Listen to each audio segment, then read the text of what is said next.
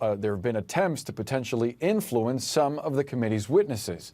Let's bring in CNN political commentator Errol Louis. He's a political anchor for Spectrum News and host of the You Decide podcast. Errol, always appreciate you getting up bright and early for us. This isn't the first time that Donald Trump or those close to him have reminded witnesses or potential witnesses in a high-profile case that loyalty is important to the former president. Did that revelation surprise you? Do you expect there might be consequences? Good morning, Boris. I was a little surprised at how brazen some of these alleged outreach efforts were. It doesn't surprise me at all that anybody who's facing possible criminal exposure might, if possible, try to send a word to a hostile witness. Well, look, please don't do me in. On the other hand, they knew the whole world would be watching this. They had to know that people who are under oath are going to testify truthfully under oath. There's a handful of people, really pretty disreputable people around the former president who would lie or who would ignore subpoenas and take on all kinds of legal exposure. Rudy Giuliani, his former lawyer, has been suspended from the practice of law.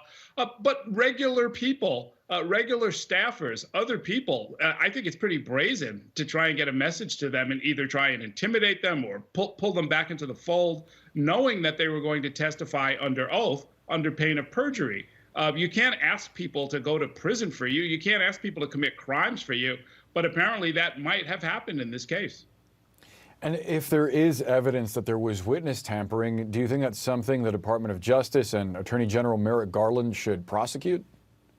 Oh, absolutely. Look, there are two parallel things that are going on here, where the Select Committee is pulling out lots and lots of information, and without expressly conveying it to the Department of Justice, clearly they know that the DOJ is looking at all of this stuff. And if they get any kind of credible information or suspect that a crime may have been committed, they are duty bound to look into it. And yes, absolutely, Merrick Garland's folks are, I'm sure, very attentive to this question, because witness tampering is not like any other offense. I mean, if you can't rely on what people are saying when they're speaking under oath, the whole system falls apart. And it's usually punished very, very seriously. Courts look very unkindly on that kind of nonsense. And I think that, again, people are really walking a very fine line by trying to talk to witnesses, knowing that they're going to be in the biggest spotlight in the world right now.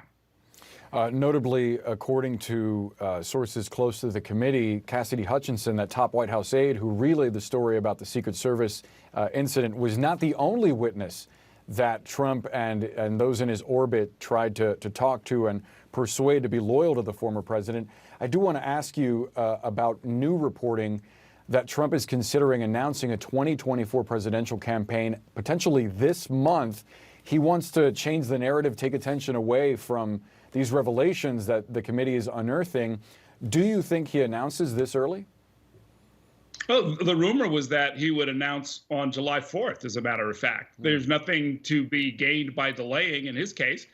You get certain kinds of legal restrictions on your fundraising once you are officially a candidate, but he's got a lot more to lose by delaying. So I wouldn't be at all surprised if he either did it this weekend or sometime in the coming weeks. He himself has begun to tweet, or I shouldn't say tweet because he's been banned from Twitter, but using one of these other social media platforms to try and discredit witnesses, to try and put his view out there, to try and say that he thinks it was a mistake for Republicans not to put acceptable representatives on the January 6th Select Committee. I think he's got a lot to say. He's got a lot to gain politically. He's got to change the narrative. He's clearly upset by it. There are millions and millions of Americans seeing a very damaging view of him. It may not send him to prison. It may not result in criminal charges, but it could certainly damage him politically. And I would expect Donald Trump to fight back against that. The top Republican on the committee, Liz Cheney, has been in the spotlight for really going after members of her party for their loyalty to Donald Trump over the Constitution and what she deems the right of Americans to participate in a free democracy. She actually gave a speech at the Reagan National Library this week. She participated in a debate. Her political future is in question because of her disloyalty to the former president. What do you think it looks like realistically for her moving forward?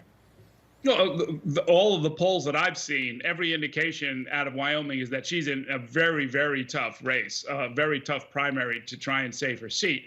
I wouldn't be at all surprised if she lost. I mean, the reality is much of the Republican Party, and certainly in the more conservative states like Wyoming, loyalty to Donald Trump is really the only unifying principle of the party. And to the extent that she has sort of broken free and said, look, I'm more interested in protecting the Constitution and the truth and the rule of law, well, that's grounds for being excommunicated from this, cult-like loyalty to one person. It's not normally how we organize our political parties or their philosophies or their platforms, but that seems to be where we are right now. And she is going to pay, I think, a severe political price. Now, she's not somebody who needs this job per se. She can do fine on the speaking circuit. She can write books. She can do all kinds of she can find other ways to contribute. But I wouldn't trust Republicans in Wyoming to keep her around, because they, like many other units of the Republican Party, are all about Trump. She could wind up being one of many Republicans at this point who have faced the wrath of the former president and wound up out of office. Errol Louis, thanks so much for the perspective. Hope you have a happy 4th. Same to you, Boris. Of course.